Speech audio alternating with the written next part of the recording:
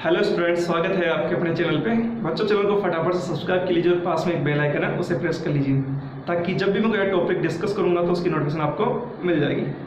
अब देखिए, आज का हमारा जो टॉपिक है वो है इलेक्ट्रिक लाइंस ऑफ फोर्स या इलेक्ट्रिक फील्ड लाइंस। इसको हम डिस्कस करेंगे आज। देखिए कहता क्या है, पहले वो देख लेते हैं। आप देखते हैं जब तक नोट कर लीजिए, फिर मैं जब तक बता देता हूँ आपको। देखिए, इलेक्ट्रिक लाइन ऑफ फोर्स में be defined as the curve along which a small positive charge would tend to move when free to do so in an electric field। कहने का मतलब क्या है समझिए। मान लीजिए ये एक पॉजिटिव चार्ज है, ये एक पॉजिटिव चार्ज है। इस पॉजिटिव चार्ज के चारों ओर इसका फील्ड होगा, ठीक है। ये तो हमने पढ़ा ही है, ऑलरेडी पहले डिस्कस कर लिया कि इस चार्ज के चारों ओर मान लीजिए एक फील्ड है इसका, जिसको हम क्या बोलते हैं, इलेक्ट्रिक फील्ड। अब इसके इलेक्ट्रिक फील्ड में मान लीजिए मैंने अनदर चार्ज लेके आया, टेस्ट चार्ज मान लीजिए, या एक स्मॉल सा चार्ज मान लीजिए, ठीक है, जो कि मान लीजिए यहाँ पर है, ठीक है। जैसे मैं यहाँ पर चार्ज लेके आऊंगा तो इस पे इस चार्ज का फील्ड इस पे क्या लगाएगा, फोर्स लगाएगा। आपको ऑब्वियसली बात है, फोर्स पॉजिटिव पॉजिटिव है तो फोर्स की डायरेक्शन लगेगा, इस तरह से फोर्स लगेगा, ठीक है ना। मतलब क्या करेगा, ये पॉजिटिव चार्ज इस चार्ज को क्या करेगा, रिपेल करेगा, ठीक है स्टूडेंट। तो ऑब्वियस है ये जो चार्ज है एक पाथ फॉलो करेगा रिपल्सन फोर्स लगने पर। मतलब जब ये चार्ज इस पर फोर्स लगाएगा तो ये चार्ज इस तरह से मूव करेगा आगे, इस पाथ पे आगे जाएगा।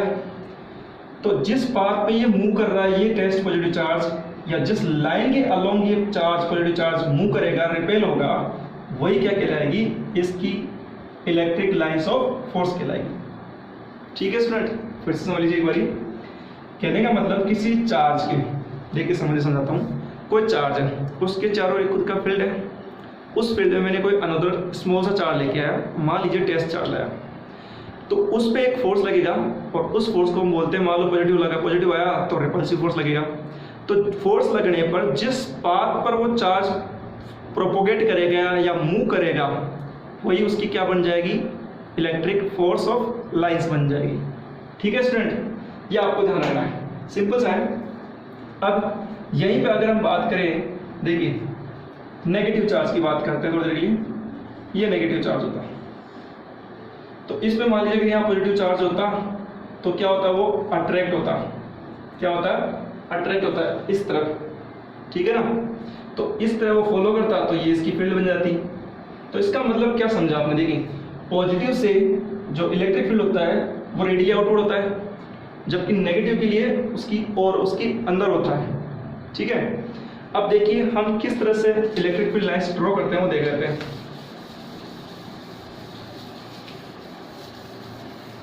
देखिए स्टूडेंट, मान लीजिए कोई दो ऑपोजिट चार्ज है, एक है पॉजिटिव और एक हमने लिया, एक है पॉजिटिव चार्ज और एक है नेगेटिव चार्ज।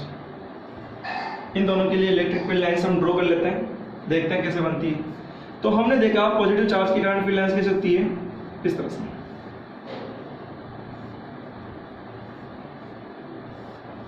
ठीक है। नेगेटिव चार्ज के कारण क्या होती है, इनसाइड,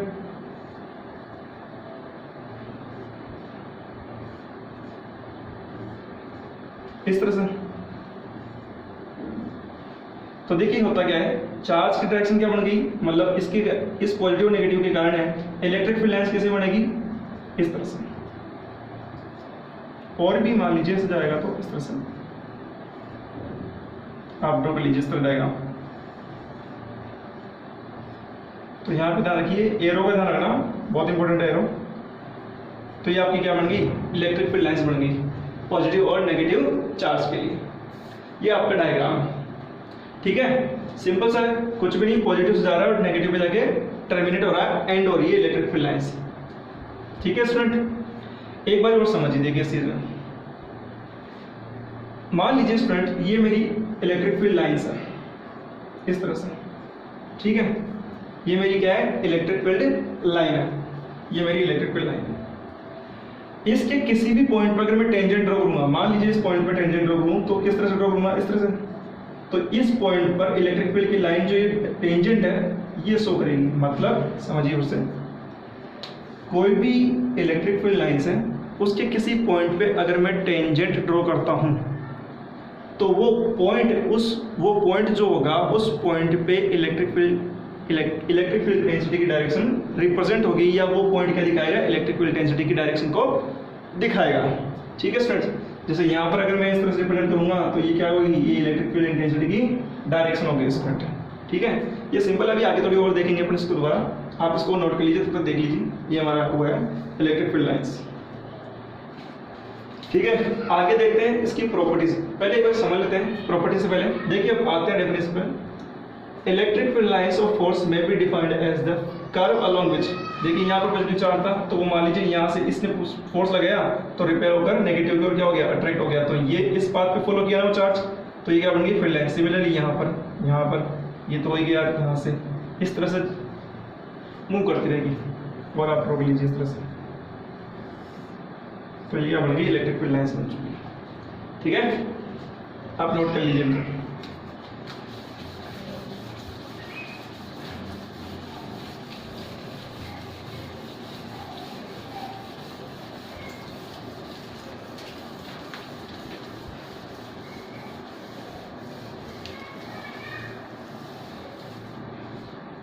देखिए properties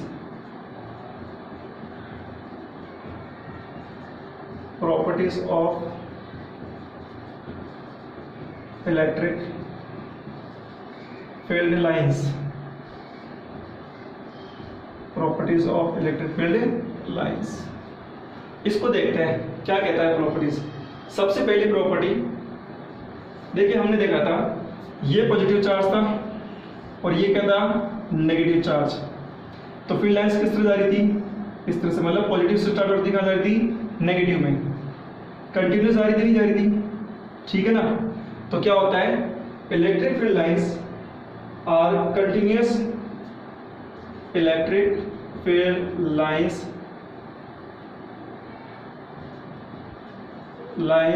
are continuous smooth curve. Electric field lines are without, आगे देखिए, electric field lines are continuous smooth curve without any break. मतलब क्या है, ये कंटिन्यूस होती है स्टूडेंट। ठीक है, दूसरा पॉइंट देखिए क्या है, दूसरा पॉइंट समझिए, सिंपल सा दूसरा पॉइंट भी देखिए, these lines start from positive charge and at negative charge. देखिए यहाँ पर ये क्या होती है, पॉजिटिव चार्ज से स्टार्ट होती है, टर्मिनेट क्या हो रही है, नेगेटिव में। ऐसा तो नहीं ना कि नेगेटिव से पॉजिटिव आ रही हो, नहीं, पॉजिटिव से सिर्फ नेगेटिव पर ही जा रही है, ध्यान रखिए, ये दूसरी प्रॉपर्टी इसकी। ठीक है स्टूडेंट्स, तीसरी, these lines never intersect, never intersect. देखिए क्या होता है, जो फील्ड लाइंस होती है एक दूसरे को कभी भी इंटरसेक्ट नहीं करती है, कट नहीं करती है स्टूडेंट, ध्यान रखिए। क्यों, अगर कट करेगी तो एक ही पॉइंट पे दो इलेक्ट्रिक फील्ड इंटेंसिटी की डायरेक्शन क्रिएट होगी, जो कि पॉसिबल नहीं है, ध्यान रखिए। तो दीज लाइंस नेवर इंटरसेक्ट, ये आपको ध्यान रखना है, ये छोटे छोटे पॉइंट्स हैं, ये आपको ध्यान रखना है। अगला पॉइंट एक और देख लीजिए, अभी जो मैं थोड़ी देर पहले डिस्कस किया था, चौथा पॉइंट देखते, चौथा पॉइंट क्या कहता है स्टूडेंट, देखिए चौथा पॉइंट क्या है, the tangent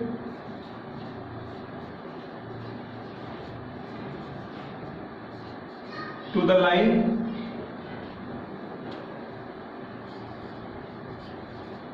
the tangent to the line at any point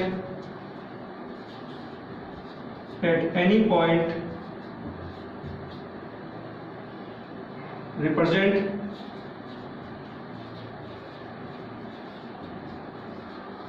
the direction of electric field. देखिए क्या कह रहा है, the tangent to the line at any point represent the direction of electric field. फिर से समझ लीजिए, represent the direction of electric field at that point, at that point, ये भी लिख लीजिए आगे। इसका मतलब क्या है, जैसे मान लीजिए ये क्या है, इलेक्ट्रिक फील्ड लाइन है, इसके इस पॉइंट मान लीजिए मैं टेंजेंट रखूं तो ऐसे, तो इस पॉइंट पर क्या होगी, जो टेंजेंट है वो क्या दिखा रही है, इलेक्ट्रिक फील्ड इंटेंसिटी की डायरेक्शन दिखा रही है। मतलब यहाँ पर क्या होगी, इलेक्ट्रिक फील्ड इंटेंसिटी डायरेक्शन इस पॉइंट पर इस तरह से होगी, ये आपको ध्यान रखना है। ठीक है, अगला पॉइंट देखिए,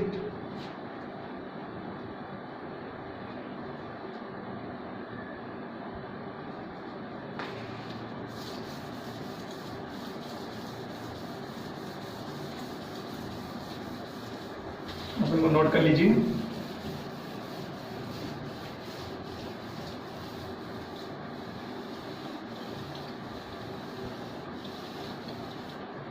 देखिए पांचों पॉइंट, सॉरी फोर्थ जो भी है देख लेना आप।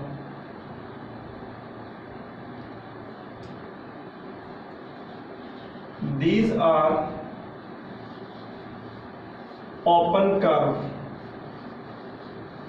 ओपन कर्व देखिए कैसे ओपन कर्व, देखिए सबसे पहले क्लोज कर्व क्या होता है वो समझिए। क्लोज कर्व का मतलब क्या होता है, अगर मान लीजिए इलेक्ट्रिक फील्ड लाइन पॉजिटिव से स्टार्ट होकर नेगेटिव जाती और नेगेटिव से अगर पॉजिटिव आती ना, तो ये क्लोज कर्व होता है। देखिए क्लोज कर्व कैसे समझते हैं हम, जैसे मान लीजिए पॉइंट ए है, यहाँ से कोई पार्टिकल जा रहा है और वापस घूम के वापस अगर यहीं आ जाए तो ये क्या हो गया, एक क्लोज कर्व हो गया।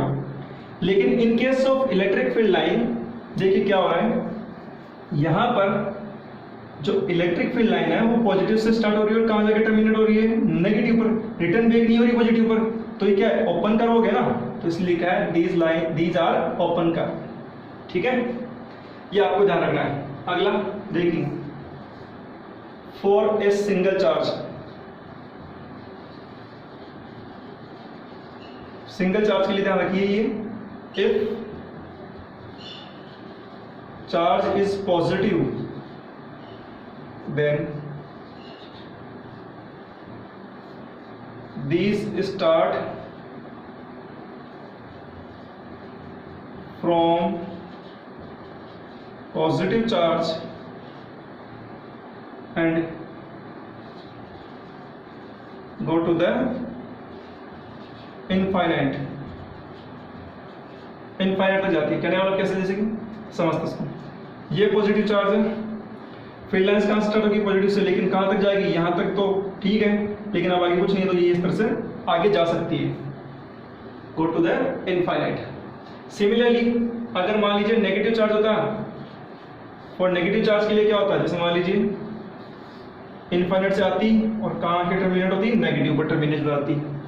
ठीक है, तो नेगेटिव के लिए आपको इस तरह से रखना है। अगर positive single positive charge exist कर रहा है तो वहां पर क्या होगी, फील्ड लाइंस कहाँ स्टार्ट होती है, पॉजिटिव से, और टर्मिनेट कहाँ होती है, इनफाइनाइट पर। While in case of negative charge infinite से आती है और टर्मिनेट कहाँ होती है, नेगेटिव चार्ज पर। ठीक है,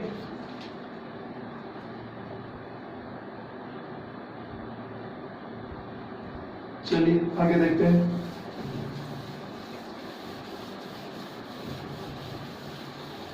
अब देखिए न्यूट्रल पॉइंट समझते हैं फॉर सेम चार्ज के लिए। ध्यान रखिए न्यूट्रल पॉइंट क्या एग्जिस्ट करता है between same charge. Neutral point क्या होता है ये देख लीजिए।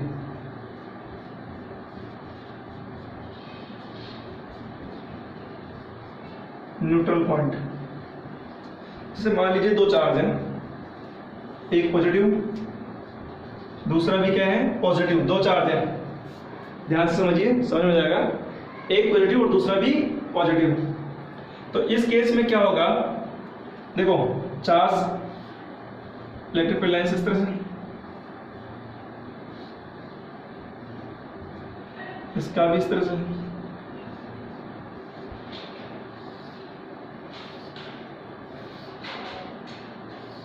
सेम चार्ज है तो ऑब्वियस सी बात है इनकी इलेक्ट्रिक फील्ड लाइंस एक दूसरे को क्या करेगी, रिपेल करेगी। देखिए सेम चार्ज है तो दोनों की फील्ड लाइंस क्या करेगी, एक दूसरे को रिपेल करेगी, डिसएक्ट तो कर ही नहीं सकती, इस तरह से मूव करेगी। लेकिन इन दोनों के लाइन, इन दोनों के बीच में कहीं एक पॉइंट ऐसा होगा, देखिए इन दोनों के बीच में, जहां पर कोई फील्ड लाइंस एग्जिस्ट नहीं करेगी।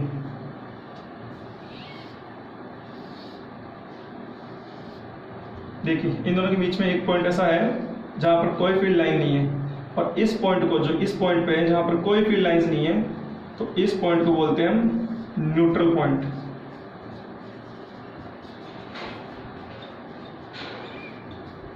मतलब दो सिमिलर चार्ज के बीच में एक ऐसा पॉइंट जहां पर कोई इलेक्ट्रिक फील्ड लाइंस एग्जिस्ट नहीं करती है, उसे बोलते हैं न्यूट्रल पॉइंट। ठीक है, ध्यान रखिए, आपको ध्यान रखना है न्यूट्रल पॉइंट क्या होता है। ओके, चलिए नेक्स्ट टॉपिक, और आज के इस चैप्टर का फाइनल टॉपिक है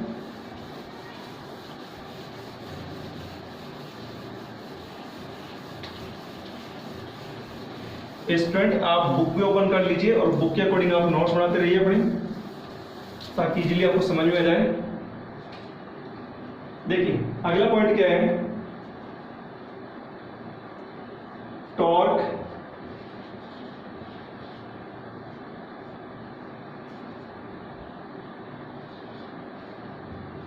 on dipole in uniform electric field।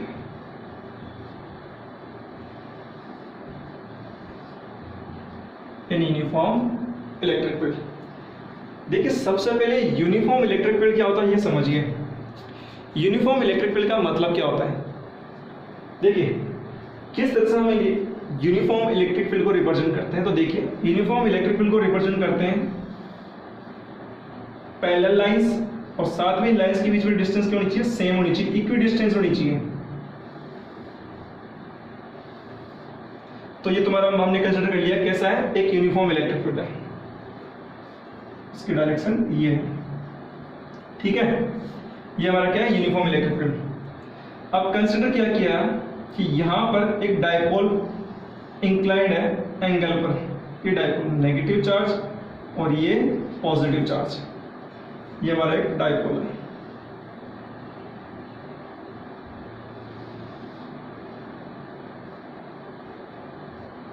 ये हमने कैसे लिख दिया, और इस डायपोल की जो डिस्टेंस है इन दोनों के बीच की वो है 2a, ये 2a डिस्टेंस है। ठीक है, इतना क्लियर है। मैंने क्या लिया, एक यूनिफॉर्म इलेक्ट्रिक फील्ड लिया है, और उस यूनिफॉर्म इलेक्ट्रिक फील्ड में एक डायपोल रखा है जो कितने एंगल पर इंक्लाइंड है, थीटा एंगल पर इंक्लाइंड है। मान लीजिए कितने एंगल पर है, थीटा एंगल पर। अब देखिए इस चार्ज पर जो फोर्स लगेगा इलेक्ट्रिक फील्ड में, वो किस तरफ डायरेक्शन में लगेगा, इलेक्ट्रिक फील्ड की डायरेक्शन में, यानी इस डायरेक्शन में। और F इक्वल टू क्या हो जाएगा, वो Q इंटू E। जबकि जो नेगेटिव चार्ज है जो यहाँ पे रखा हुआ, ये मान लीजिए A पॉइंट है और ये मान लीजिए B पॉइंट है, तो A पॉइंट पे जो चार्ज रखा हुआ है वो उस पर फोर्स लगेगा इस डायरेक्शन में, इलेक्ट्रिक फील्ड के अपोजिट डायरेक्शन में। ठीक, तो देखिए इस पे ऐसे फोर्स लग रहा है, इस नेगेटिव पे ऐसे फोर्स लग रहा है। मतलब अगर ये डायपोल है तो ये कैसे, देखो इस पे ऐसे फोर्स लगेगा, इस पे ऐसे लगेगा, तो डायपोल कैसे घूमेगा, कैसे रोटेट करने की कोशिश करेगा, इस तरह से, क्योंकि इस पे इस तरफ लग रहा है और इस पर इस तरफ, तो ये इस तरह से रोटेट करने की कोशिश करेगा। जब इस तरह से रोटेट करेगा तो इसमें क्या प्रोड्यूस होगा टॉर्क। ध्यान रखिए, जब इस तरफ इस पॉजिटिव चार्ज पर इस तरफ फोर्स, नेगेटिव पर इस तरफ फोर्स, तो यहाँ पर ये रोटेट करेगा इस तरह से, और रोटेशन में एक टॉर्क डेवलप होगा, वो टॉर्क इस तरह से, ध्यान रखिए। तो टॉर्क डेवलपमेंट होने से क्या होता है, जो डायपोल है ये रोटेट करना स्टार्ट हो जाएगा। अब देखिए टॉर्क रोटेट कर रहा है, तो होता क्या है टॉर्क, ये भी देख लेते हैं। टॉर्क एक तरह का फोर्स, सीधा रखिए स्टूडेंट, और टॉर्क को हम रिप्रेजेंट करेंगे टाउ से, और ये क्या होता है, force into perpendicular distance between two forces. अब देखिए एक फोर्स ये रहा, एक फोर्स ये रहा, तो इनके बीच में परपेंडिकुलर डिस्टेंस क्या होगी, ये, और इसका नाम दे दिया C, तो ये क्या हो गया ABC, इस तरह से। ठीक है, ये आपको ध्यान रखना है। अब समझिए स्टूडेंट, यहां पर फोर्स समझते हैं, नेट फोर्स कितना है, नेट फोर्स, तो net force F equal to क्या हो गया, एक तो क्या हो गया QE प्लस का दूसरा क्या हो गया माइनस का QE, ओवरऑल फोर्स कितना हो गया 0। तो फोर्स नेट फोर्स का मान कितना हो गया 0 हो गया। स्टूडेंट ये आपको ध्यान रखना है कि डायपोल पर यूनिफॉर्म इलेक्ट्रिक फील्ड में जो फोर्स लगता है नेट फोर्स वो कितना होता है 0। ध्यान रखिए डायपोल पर इलेक्ट्रिक डायपोल पर यूनिफॉर्म इलेक्ट्रिक फील्ड में जो फोर्स लगेगा दैट इज 0। ये आपको ध्यान में रखना है, दिख रहा नहीं तो देख लेना इसको। अब देखिए आते हैं अपने फॉर्मूले पे, टॉर्क इक्वल टू क्या होता है force into perpendicular distance between two forces. तो देखिए टॉर्क को हमने लिखा टॉस से, फोर्स को हम लिखते हैं F, और यहाँ पर F कोई सा भी फोर्स ले लीजिए, कितनी क्या वैल्यू है उसकी QE, Q into E into perpendicular distance between two forces, एक फोर्स ये एक फोर्स ये, परपेंडिकुलर डिस्टेंस कौन सी होगी ये वाली, इसको हम नाम देंगे BC। ठीक है ये BC होगी, ध्यान देंगे perpendicular distance that is BC। अच्छा इस BC की वैल्यू क्या होगी, तो देखिए अगर ट्राइंगल ABC देखें, ट्राइंगल ABC हमें ये वैल्यू चाहिए, कैसे फाइंड आउट करेंगे, क्या होगी वैल्यू, साइन की फॉर्म में निकलेगी तो क्या हो जाएगी BC अपॉन 2A। तो यहां से BC की वैल्यू क्या होगी 2A साइन थीटा, ये हो गई हमारी। ठीक है अब देखिए Q into E into BC की वैल्यू क्या होगी 2A साइन थीटा। ठीक है स्टूडेंट यहां तक कोई प्रॉब्लम, मेरे हिसाब से बिल्कुल सिंपल है, कोई प्रॉब्लम नहीं होनी चाहिए। तो आगे देखिए टो इक्वल टू, देखिए Q इंटू 2A अभी हमने पढ़ा है क्या होता है पिछली क्लासों में, Q into 2A equal to होता है डाइपोल मोमेंट। क्या होता है इलेक्ट्रिक डाइपोल मोमेंट। तो क्या लिख सकता हूं देखो PE साइन थीटा, इन वेक्टर फॉर्म लिखूंगा,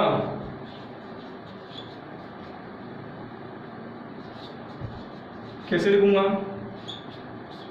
vector P vector cross E vector, sine theta जाएगा ना वेक्टर फॉर्म में लिखते क्रॉस आती है। ठीक है आप नोट कर लीजिए इसको। ये आपका क्या आ गया टॉर्क, टॉर्क का आपको बेसिकली ये फॉर्मूला मेनली ध्यान रखना है, इस तरह काम हो जाएगा। ठीक है तो ये आपका चैप्टर फिनिश हो गया, यहाँ पर नोट कर लीजिए इसको इजीली। अच्छा अगर आपसे पूछ ले कि मैक्सिमम टॉर्क की कंडीशन बताइए, आपसे पूछ ले कि डाइपोल को इलेक्ट्रिक यूनिफॉर्म इलेक्ट्रिक फील्ड में किस तरह से रखा जाए कि हमें मैक्सिमम टॉर्क मिले, तो क्या करोगे, देखो मैं इसको रफ कर रहा हूं यहाँ पे,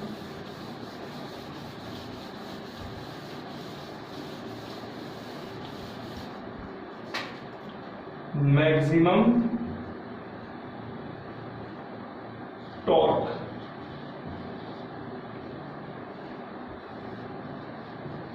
मैक्सिमम टॉर्क कब मिलेगा हमारे को, देखिए साइन थीटा की वैल्यू कितनी हो कि हमें मैक्सिमम टॉर्क मिल जाए, साइन थीटा की वैल्यू होनी चाहिए कंप्लीट 1, तो यानी थीटा कितना होना चाहिए 90 डिग्री। इसका मतलब क्या हो, थीटा 90 डिग्री हो गया, इसका मतलब टॉर्क क्या इलेक्ट्रिक फील्ड के परपेंडिकुलर होना चाहिए। मतलब सीधी सी बात है कि डाइपोल क्या होना चाहिए परपेंडिकुलर हो किसके, इलेक्ट्रिक फील्ड के। अगर ऐसा होगा तो इस स्थिति में थीटा की वैल्यू कितनी हो जाएगी 90 डिग्री, कितनी हो जाएगी 90 डिग्री। और जब थीटा की वैल्यू 90 डिग्री स्टूडेंट है तो टो बराबर PE साइन 90, तो टो मैक्सिमम मिल जाएगा हमारे को इस कंडीशन में, कितना हो जाएगा वो PE। ठीक है तो आपसे एग्जाम में डायरेक्ट बोर्ड एग्जाम में क्वेश्चन पूछ लिया जाता है कि मैं यूनिफॉर्म इलेक्ट्रिक फील्ड में डाइपोल पर मैक्सिमम टॉर्क किस कंडीशन में होता है, तो that is theta equal to 90, या फिर when dipole becomes perpendicular to the electric field, यानी कि जब डाइपोल क्या हो जाए इलेक्ट्रिक फील्ड के परपेंडिकुलर हो जाए तब। ठीक है चैप्टर फिनिश हो चुका है आपका आज।